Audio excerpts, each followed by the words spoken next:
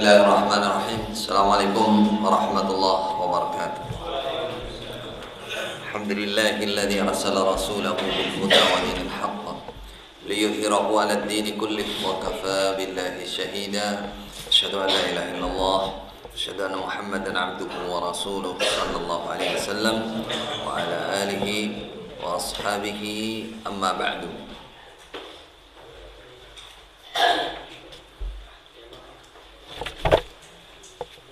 Pertanyaan terakhir halaman 34. Man takallama bi kalimatil kufri thumma taba min hinihi. Orang yang mengucapkan kalimat kekafiran lalu bertobat saat itu juga, min hinihi dari waktu dia saat itu juga, fahal alaihi ayyaghtasila, maka adakah wajib atas dia untuk mandi kayak penginsap baru yang baru masuk Islam? Jawab, laisa alaihi ayyaghtasil, tidak wajib atas dia untuk mandi. Idza taba ilallah wastaghfara wa taba taubatan sahihatan laisa alaihi ightisalun. Ketika dia telah bertobat kepada Allah, wastaghfara dan mohon ampun kepada Allah, wa taba taubatan sahihatan dan telah bertobat dengan tobat yang benar langsung kepada Allah, laisa alaihi ightisalun, tidak ada atas dia mandi, tidak perlu mandi. Jadi orang mengucapkan kalimat kekafiran seperti tadi, menghina Rasulullah, mengatakan apa tadi? Mengatakan ma mithli qurrauna, qari-qari kita ini akdzaba al-sunan wa arghaba butunan, katakan paling dusta, paling senang makan, wa ajbana indal liqa, paling takut kalau ketemu musuh. Kalimat itu terus langsung tobat. Dia sadar, tobat. Apakah harus mandi kayak penginsap baru? Oh enggak.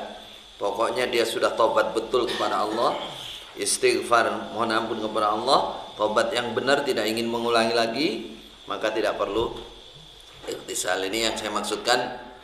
Jadi kalau ada orang iman mengucapkan itu, tidak ada hubungannya dengan lain-lain, dia langsung kepada Allah, istighfar, mohon ampun kepada Allah dan tobat, jangan diulangi betul.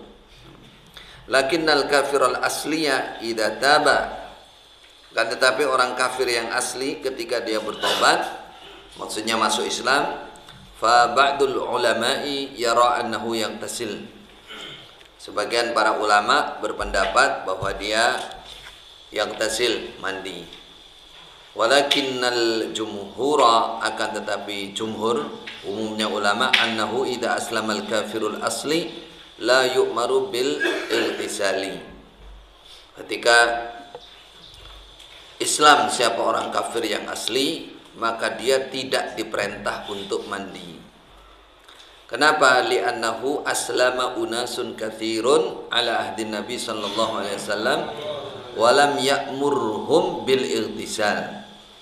Karena sungguhnya kelakuan telah Islam manusia yang banyak di zaman Nabi, banyak orang di zaman Nabi, walam ya'murhum bil irtisal, Nabi tidak memerintah mereka untuk mandi. Banyak, ribuan orang, ratusan orang nggak disuruh mandi itu, orang kafir asli terus masuk Islam. Wa ba'duhum, sebagian ulama yaqul berpendapat, innar riddata tangkudul wudu'a, murtad itu merusak wudu, membatalkan wudu. Hadza bina'un ala anna a'malal murtaddi tabtulu walau taba. Pendapat ini binaan berdasar ala anna a'malal murtad, sungguhnya amal-amalnya orang murtad tabtulu, menjadi batal, walau taba, walaupun dia tobat. Berarti fa idza taba yubda'u min jadidin, Ketika dia telah tobat, maka dimulai dari baru lagi, menempuh hidup baru masuk Islam lagi. Tapi ini hadza qaulu ba'dil ulama. Ini sebagian dari ucapan para ulama. Ini perselisihan masalah furu'. Wal qaulu tsani, ucapan kedua, anna a'malahu shalihah ba'da taubati minar riddati tarji'u ilaihi wala tabtul. Sungguhnya amal-amal dia yang baik sesudahnya bertobat dari murtad, dari kemurtadannya, maka amal itu kembali kepada dia. Tarji'u ilaihi, amal-amal itu kembali kepada dia. Wala tabtul, dan tidak batal, artinya balik lagi. Berdasarkan ini, fayabqa wudu'uhu, maka tersisalah, tetap sahlah wudunya, wa hajjuhu, hajinya, wa amaluhu shalihu, dan amal yang baik, wa tarji'u ilaihi, dan kembali apa semua amal ilaihi, kepada dia. Wa hadha huwa sahih, ini adalah pendapat yang sahih. Kenapa? Li'anna Allah qala, karena Allah berfirman, wa may yartadid minkum an dinihi fayamut wa huwa kafir. Itu kan belakangnya habitat a'maluhum, kan gitu tak? Dia mati, siapa yang murtad dari kalian dari agamanya, terus dia mati wa huwa kafir, dalam keadaan kafir, habitat a'maluhum, maka lebur amalnya. Tapi mati wa huwa kafir. Fadalla, maka menunjukkan mafhumnya ala annahu idza lam yamut wa huwa kafir, bahwa sesungguhnya dia ketika tidak mati, idza lam yamut wa huwa kafir, tidak mati dalam keadaan kafir, bal taba, bahkan dia sudah bertobat, berarti anna a'malahu sabiqata la tuhbatu, sesungguhnya amal-amal yang telah lewat itu tidak dilebur, tidak dilebur. Paham tuh?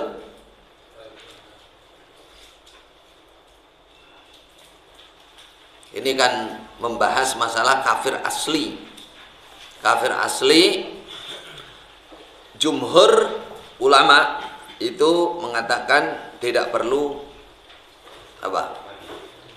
Mandi. Karena apa? Karena buktinya banyak zaman Nabi yang insaf tapi tidak disuruh mandi. Sebagian ulama bilang, loh, murtad itu membatalkan wudu. Dalilnya habitat a'maluhum, mereka pakai dalil ini. Batalkan wudu. Jadi umpama sekarang punya wudu terus murtad, berarti batal ini wudunya. Kalau dia bertobat harus wudu lagi, karena tadi batal wudunya. Lah ini karena kenapa mereka seperti itu? Karena mengatakan kalau orang murtad itu lebur amalnya semuanya.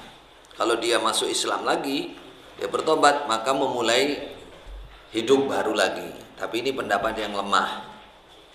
Yang benar berdasarkan dalil, mafhum dari dalil adalah kalau dia murtad terus masuk Islam lagi, iman lagi, maka amal yang lewat itu tetap balik lagi.